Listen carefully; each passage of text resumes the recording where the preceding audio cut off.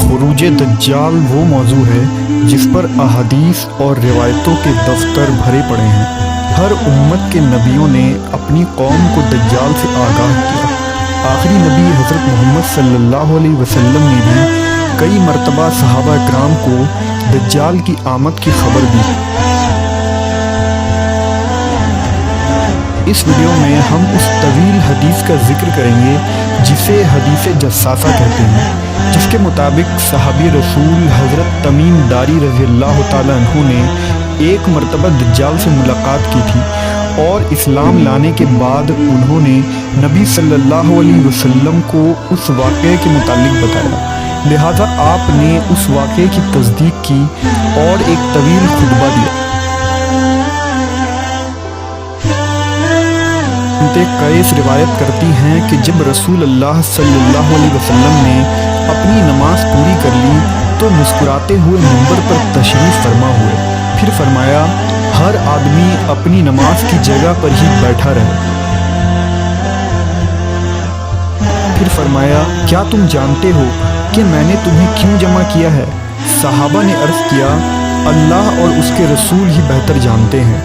آپ صلی اللہ علیہ وسلم نے فرمایا اللہ کی قسم میں نے تمہیں کسی بات کی ترغیب یا اللہ سے ڈرانے کے لیے جمع نہیں کیا، میں نے تمہیں صرف اس لیے جمع کیا ہے کہ تمیم داری نصرانی آدمی تھے، بس وہ آئے اور اسلام پر بیعت کی اور مسلمان ہو گئے اور مجھے ایک بات بتائی جو اس خبر کے مواقف ہے جو میں تمہیں دجال کے بارے میں پہلے ہی بتا چکا ہوں۔ چنانچہ آپ نے مجھے خبر دی کہ وہ بنو لخم اور بنو جذام کے 30 آدمیوں کے ساتھ ایک بحری کشتی میں سوار ہوئے، پس انہیں ایک ماہ تک بحری موجیں ڈھکیلتی رہیں، پھر وہ سمندر میں ایک جزیرہ کی طرف پہنچے، یہاں تک کہ سورج غروب ہو گیا تو وہ چھوٹی چھوٹی کشتیوں میں بیٹھ کر جزیرہ کے اندر داخل ہوئے۔ انہیں وہاں ایک جانور ملا جو موٹے اور گھنے بالوں والا تھا، بالوں کی کثرت کی وجہ سے اس کا اگلا اور پچھلا حصہ پہچانا نہیں جا سکتا تھا، بس انہوں نے کہا تیرے لیے ہلاکت ہو، تو کون ہے؟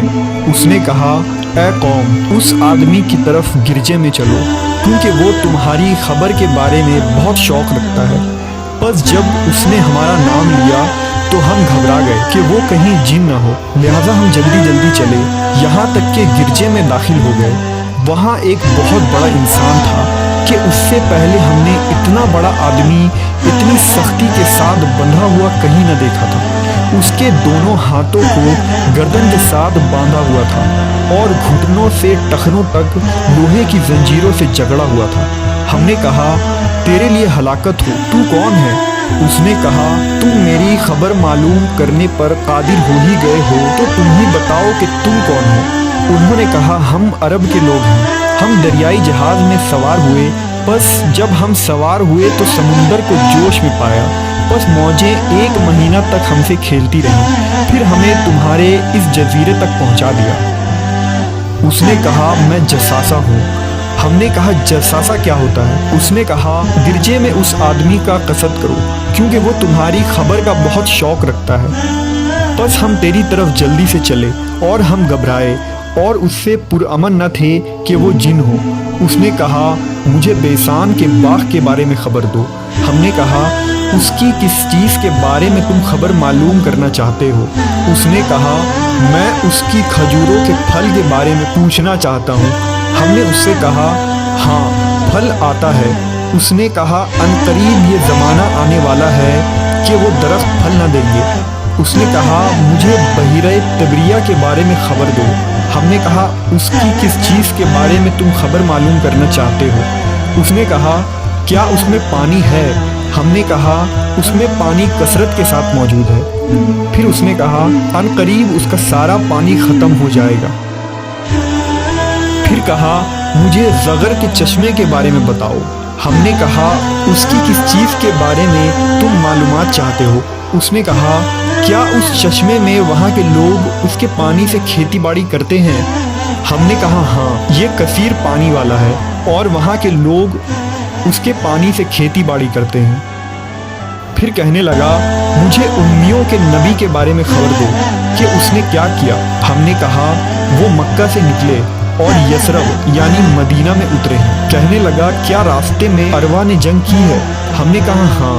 उसने कहा, उसने अहले अरब के साथ क्या सलूक किया? हमने उसे बताया कि वो अपने मुल्हका हुदूद के अरब पर गालिब आ गए हैं और उन्होंने उनकी इताअत की है। कहने लगा, क्या ऐसा हो चुका है? हमने कहा हाँ। उसने कहा, उनके हक में ये बात बेहतर है कि वो उसके ताबेदार हो जाएं, और मैं तुम्हें अपने बारे में खबर देता हूँ कि मैं मसीह दज्जाल हूँ।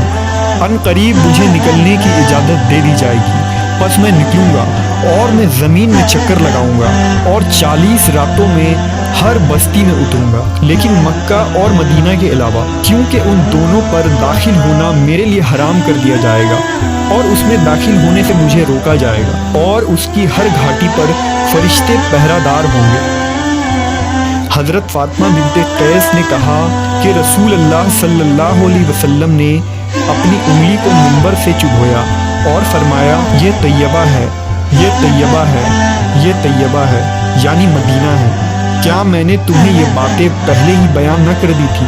लोगों ने अर्ज़ किया, जी हाँ। फरमाया, बेशक मुझे तमीम की इस खबर से खुशी हुई कि वो इस हदीस के मवाक़िफ़ है जो मैंने तुम्हें दज्जाल और मदीना और मक्का के बारे में बयान की थी। आगाह रहो, दज्जाल शाम या यमन की समुंदर में है नहीं, बल्कि मशरिक़ की तरफ है। वो मशरिक़ की तरफ है